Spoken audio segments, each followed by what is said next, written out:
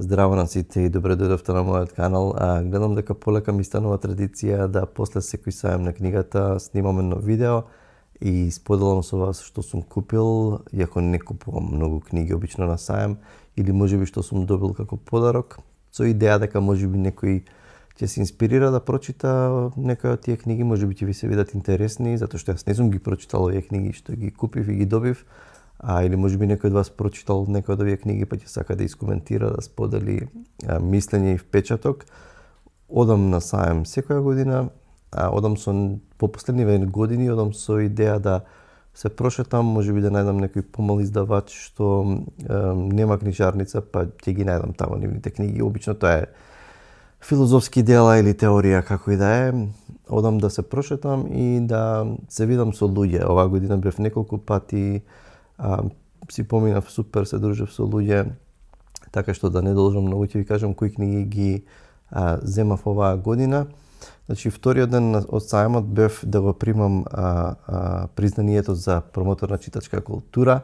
Фала на сите што ми честитавте и што кажавте дека и што сметате дека ова е заслужено признание. Многу ми значи тоа. Планирам да снимам посебно видео во кој што ќе се осврнам на самото тоа признание, на промовирање на читачка култура и на сите тие аспекти. Онака ќе биде видео со баш мисли на таа тема. Првата книга што сам тогаш ја купив и морав на брзина да си одам е од Патриша Марш Стефановска, значи сопругата на покојниот драмски писател, легендарен. Значи да не ви објаснувам сега за Горан Стефановски, наспроти мојата животна филозофија. И се прашував зашто е книгава, и тоа да ви кажам дека уште од самиот старт, ако мислите дека ова е книга автобиографска, не фикција, во која што таа зборува за незиниот живот или за заедничкиот живот со Горан, не е такво дело. Ова баш си е тематско дело во кое што Патриша се зафаќа и тоа е идејата наспроти мојата животна филозофија. Таа вели, ако сум лингвист, научник, атеист, и кој што мора ригорозно да се зафати со науката, да се придржува до тие научни принципи, сепак таа се навраќа на некои феномени кои што се, не знам, надприродни или паранормални, што и се случувале во текот на животот и се поделени во поглавја и го раскажува. Значи има биографски, автобиографски моменти, меѓутоа и проба да се, не знам, да ја земеш, тоа вели науката, па цитира автори, научници и така натаму, и поделени се секоја случка си, не знам, нека е една, да речеме, за, не знам, соништа, друга е за, не знам, предвидување или, не знам, за такви нешта. Оваа книга веќе ја почнав и до пола сум негде. Мене ми се свиѓа и стилот и како се обработени темите, меѓутоа да ве предупредам дека ако очекувате незина автобиографија или таква нефикција, значи ова не е тоа. Меѓутоа ако ве интересираат овие нешта, мислам дека за сега барем до пола сум, супер ми е книгата. Второ нешто што го купив е Каде леташ Јулија од Хана Корнети. Значи ова излезе баш на сајам, иако и книгата од Патриша излезе во сајамски новитети, тоа е издание на 3, ова е на Или. Хана Корнети, ова е втора збирка раскази Млечни зави, ги читав пред неколку месеци. Расказите нејзини уживам да ги читам затоа што се шармантни, хумористични, игриви. Многу уживам во јазикот, тоа ми е многу важно, дека е природен секојдневен јазик. И сега прочитав 2-3 раскази од овие. Тука сега она се игра со некаков си, можеби како магичен реализам, некоја фантастика и така натаму. Меѓутоа убавото со незините раскази што колку и да е тоа смешно и така натаму и шармантно, сепак има нешто, некоја идеја, некоја мисла која што ќе ве натера на размислување. Значи ова е незината втора збирка Каде леташ Јулија. Веќе почнав да читам, значи 2 книги од овие почнав веќе да ги читам и ќе гледам да се што купив од овие не многу книги да не се трупа, туку да ги прочитам. Сега има еден писател, легендарен писател, меѓутоа можеби затоа што ја не сум фан на фантастика, хорор и трилер и така натаму. Меѓутоа сепак ова е еден легендарен писател што досега го немам читано, морам да признам, тоа е H.F. Lovecraft. Ова е од ПНМ публикации На планините на лудилото. Значи ова е еден од неговите, ова е кус роман, во кој што тој На планините на лудилото е возбудлив, научно-фантастичен и хорор роман на американскиот писател Лавкрафт. И така натаму за група истражувачи што завршуваат на Антарктикот, мислам, нели и така натаму, меѓутоа очекувам многу од Лавкрафт затоа што мислам дека е исто така мајстор на атмосфера, на доловување на атмосфера. Мене не ме интересира страф, ужас, хорор, тој не ми е толку важно, меѓутоа важно ми е дека читам атмосферата и очекувам многу од овој роман негов на Лавкрафт.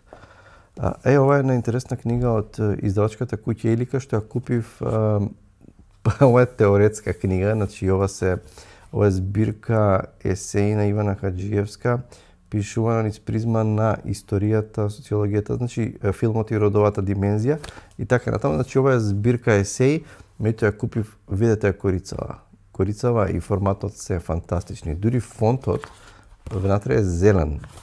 Значи ја купив, значи не ја купив за украс, ќе планирам да ја читам, претпоставам дека има некои добри есеи. Веќе ја разгледав содржината, меѓутоа ја купив пред се. Значи ова е доказ дека колку е корицата важна. Меѓутоа овде не е само корицата, тука е убав и форматот. Хартијата, значи се комплетно ми се допаѓа и затоа ја купив. Што да правам? Слаб сум на естетски добри ствари. Сега добив од Art Connect, од Маја, добив 2 романи како подарок. Aldous Huxley, ова е нивно ново издание, значи ова е Гениот и Божицата. Едно од последните видеа ми е за Прекрасен нов свет. Во издание на 3, многу ми се допадна тој роман, еден од најдобрите дистописки романи. Ова е Џон Риверс, студент по физика, добива ретка шанса да биде асистент на брилијантниот професор Хенри Мартенс. Асистентот и менторот бргу се спријателуваат, а нивните животни патеки за секојаш се преплетат кога Риверс ќе запознае сопругата на Мартенс, во која безнадежно ќе се залюби. Гениот и Божицата е извонредна анализа на човековата конфликтна природа и на незините противречни аспекти. Проткан со суптилни психолошки портрети на ликовите и со многобројни референции на филозофијата, науката и книжевноста, овој краток роман е едно од највпечатливите дела на Алдус Хаксли, еднакво интригантно и значено како Убав нов свет. Ова е кус роман, убава корица, ми се допаѓа, дефинитивно ќе го прочитам и тоа наскоро. Од него сакам да го прочитам Остров, кој што е, нели, ако Убав прекрасен нов свет е дистописки негов роман, Остров треба да е спротивно на тоа, значи утописки роман. Ако сте го прочитале Остров, кажете ми. Всушност сега ми текна дека тоа го имаше во издание на 3. Претпоставам дека тоа веќе тешко да се најде. Кажете ми ако некаде можам да го најдам или ако го имате да ми го позајмите да го прочитам, слободно пишете ми. И го добив овој роман од Клаудија Пинјеиро, Елена знае. Значи, пишува тука дека Пинјеиро е една од најпреведуваните авторки од Аргентина, по Борхес и Кортасар и така натаму, има повеќе романи. Нејзини најзначени романи се Малку среќа и Елена знае. Овој тој роман исто така кус роман, значи како што гледате си се снабдив се со куси романи, не затоа што немам време да читам долги романи, меѓутоа затоа што некогаш, не знам, во пократко време можете да прочитате повеќе и да искусите повеќе стилови, жанрови, немам поима, некогаш е време за куси романи. Овој роман исто така го добив на подарок од Михајло Свидерски, ова е Арагон и ова е кус роман. И неверојатна приказна што ќе ве понесе во вирот на страста и трагедијата сместена во срцето на Битола. Сефардските евреи живеат спокоен живот се додека не се соочат со суровоста на војната и така натаму. Значи има тука претпоставувам дека ова е драма и има шанси да го прочитам и овој роман. Мислам, тогаш всушност беше промоцијата, таму се погодив за време на промоцијата. Ова од Михајло Свидерски Арагон. И за крај, едно дело исто од Art Connect, што со многу голямо задоволство се надевам и содржината ќе го оправда очекувањето и меракот со кој што го купив. Ова е историја на читањето, вакво издание од Алберто Мангел. И ова се, не знам, значи јас ја гледав содржината, меѓутоа ова има со илустрации, значи е делото, немам поима што да очекувам, иако многу очекувам, ево ќе си го читам полека, есеј по есеј, значи тука има чинови на читање, сенки што читаат неми читатели, книга на сеќавањата да се научи да се чита, моќта на читателот, раководители на универзумот, читајќи еднината. Претпоставам дека ова е дело полно со исто како што беше кажано за Хаксли, со социолошки, психолошки, филозофски увиди, историски, претпоставам. Ќе ви кажам дали вреди. Претпоставам дека вреди да се чита. Меѓутоа, ова ќе го читам полека и ќе ми биде потребно време. Значи, тоа е тоа за она што мал избор, мора да се согласиме. Меѓутоа се надевам дека некој од овие книги ќе ви фати око, или ако сте прочитали некој од овие книги, слободно пишете ми ваше мислење, дали се добри, не се добри, што ви се допаднало, што не ви се допаднало. Ако ви се допаднало видео, стиснете лайк на видеото, ќе ми значи, или ако не сте стиснале subscribe на каналот, и тоа ќе ми значи, можете да ме најдете на Facebook, на Instagram.